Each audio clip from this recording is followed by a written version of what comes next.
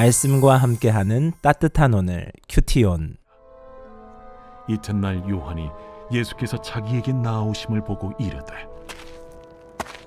보라, 세상 죄를 지고 가는 하나님의 어린 양이로다. 내가 전에 말하기를 내 뒤에 오는 사람이 있는데 나보다 앞선 것은 그가 나보다 먼저 계심이라 한 것이 이 사람을 가리킴이라. 나도 그를 알지 못하였으나 내가 와서 물로 세례를 베푸는 것은 그를 이스라엘에 나타내려 함이라. 내가 보매 성령이 비둘기같이 하늘로부터 내려와서 그의 위에 머물렀더라.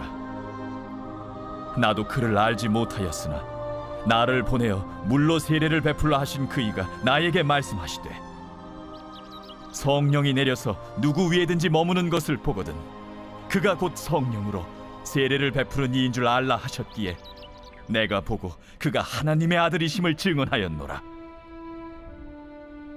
또 이튿날 요한이 자기 제자 중 두 사람과 함께 섰다가 예수께서 거니심을 보고 말하되, 보라, 하나님의 어린 양이로다.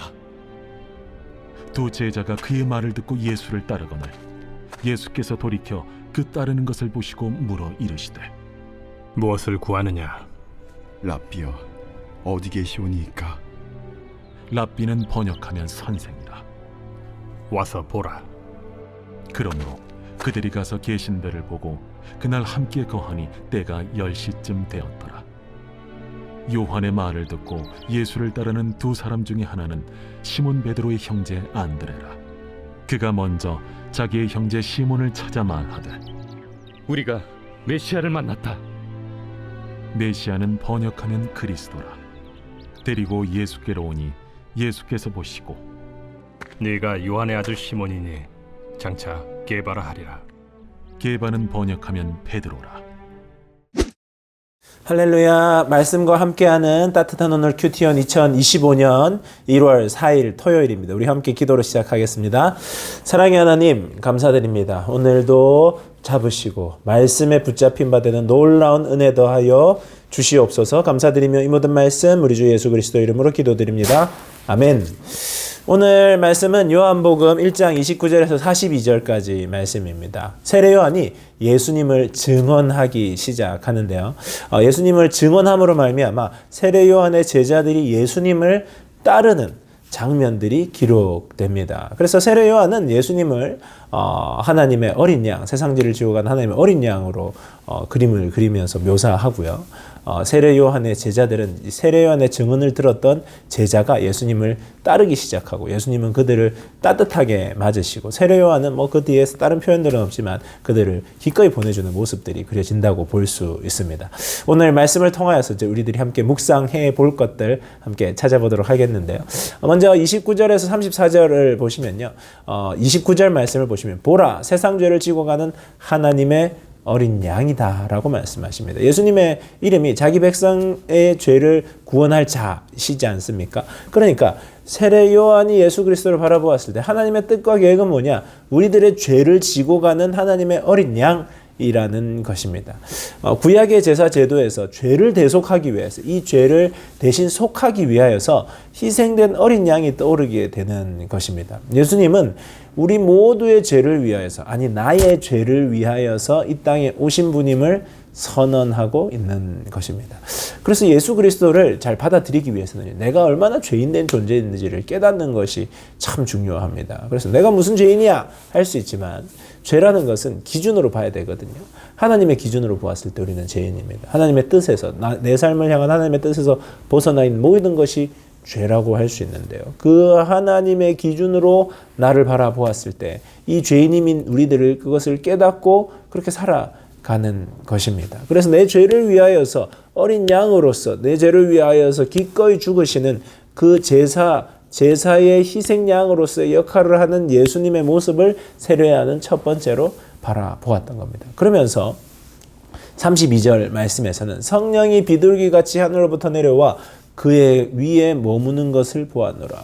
세례 요한이 바라보았더니요, 성령 하나님께서 비둘기같이 온유하게 예수님 위에 임재하시는 것을 보게 됩니다. 세례 요한은 예수님이 성령으로 충만하신 것을 보았던 것입니다. 그리고 이분이 이렇게 성령님으로 말미암아 성령 세례를 주실 분이심을 깨닫게 된 것이죠. 그래서 예수님은 단지 인간적인 능력이나 탁월함으로 드러나는 것이 아니라 성령님의 역사로 말미암아 그 일들을 이루어 가신다는 것을 세례 요한은 깨닫게 됩니다.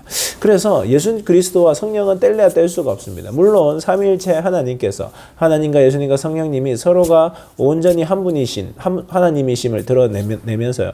예수 그리스도의 사역에 성령님이 빠질 수가 없는 겁니다. 성령의 또 다른 이름이 그리스도의 영, 예수의 영이라고 불리거든요. 그래서 성령님이 임재할 때 우리는 예수 그리스도를 주로 받아들일 수 있는 겁니다. 성령님이 나와 함께 하실 때 우리는 예수 그리스도를 하나님의 아들이라고 고백할 수 있는 것입니다. 예수 그리스도를 주로 고백하면 내 인생의 주인으로 모셔드릴 때 성령님께서는 또 일하시고 역사하시는 그것을 세례 요한은 눈으로 예수 그리스도 위에 성령이 임하시는 것으로 바라보면서 알게 된 것입니다.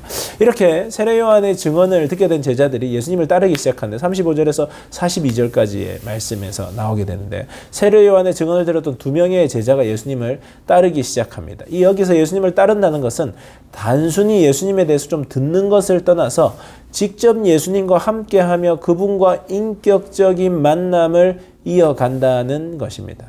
제자도가 단순히 지식을 쌓는 것이 아니라 예수님과의 깊은 교제를 통해 변화되는 과정임을 드러내게 되는데요. 그래서 41절에서 우리가 메시아를 만났다라고 그들이 선포합니다. 그러면서 안드레는 자신의 형제에게 가서 예수라는 사람에 대해서 그를 메시아로 소개하게 됩니다. 그래서 이런 예수 그리스도를 따르는 제자들, 예수님을 따르는 자들이 제자들이거든요.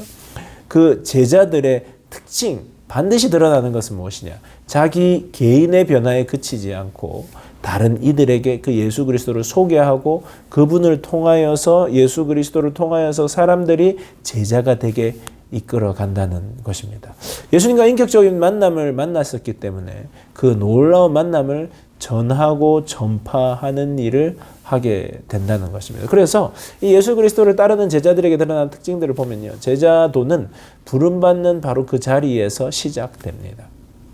그리고 제자도는 예수님과의 인격적인 관계 속에서 성장한다는 것을 알 수 있습니다. 그리고 제자도는 다른 사람들에게 영향을 미치는 것이라는 것을 알 수 있습니다. 그리고 제자도는 오늘까지는 등장하지 않았지만 변화와 사명을 수반한다는 것을 알 수 있습니다. 여러분, 예수 그리스도께서 우리를 제자로 부르십니다. 성령이 임재하시는 그분께서 우리들의 죄를 위해 이 땅에 오신 어린 양이신 예수님께서 우리를 부르십니다. 그 예수 그리스도를 따라 함께 걸어가는 우리 모두가 되기를 주님의 이름으로 축복합니다. 묵상을 위한 질문인데요. 예수님이 나를 위하여 오심을 내 삶 속에서 어떻게 고백하고 있습니까? 첫 번째 질문이고, 두 번째 질문은 나는 예수 그리스도를 따르는 제자의 삶을 어떻게 살아가고 있습니까? 한번 깊이 생각해 보시면 좋겠습니다. 묵상을 하며 들으면 좋은 찬양은 6월절 어린 양의 피로입니다. 6월절 어린 양으로 오신 그 예수 그리스도를 깊이 묵상하는 우리 모두가 되기를 축복합니다. 함께 기도하겠습니다.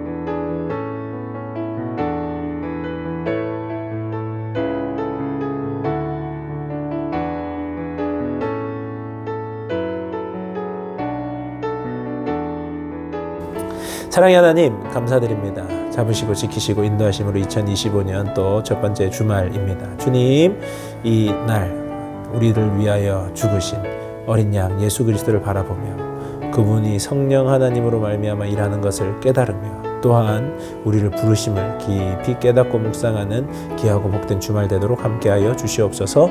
감사드리며 이 모든 말씀 우리 주 예수 그리스도 이름으로 기도드립니다. 아멘. 네, 내일은 주일입니다. 1월 첫째 주일인데요. 성찬식 있으니까 다들 함께 하셔서 우리 공동체가 함께 예수 그리스도를 깊이 기념하는 시간 되면 좋겠습니다.